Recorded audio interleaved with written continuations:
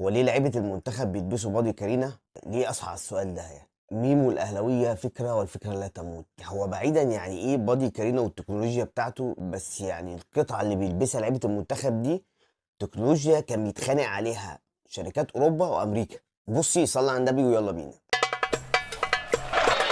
ادخل يا جابر. القطعة اللي بكم دي اللي بيلبسها اللعيبة تحت التيشيرت معمولة عشان الحفاظ على درجة حرارة الجسم، لأن هي مصممة عشان تحجز جزء صغير من الهواء الدافي داخل جسم اللعيبة، غير إن هي بتتحكم في الرطوبة، بتبعد العرق عن جسم اللعيبة، بتحاول على قد ما تقدر إن جسم اللعيبة يبقى جاف. وده برضه في حالة لو اللعيبة لبست التيشيرت اللي هو بتاع بوما اللي هو بيعرق دوت، فما تخليش التيشيرت يلزق على جسم اللعيبة زي ما حصل في كأس الأمم الأفريقية اللي فاتت. بنسبة كبيرة هتلاقي كل اللعيبة لابسينه هناك في غينيا. طب هي القطعة دي دخلت الملاعب امتى؟ لو تتذكر معايا تشيلسي كده في 2005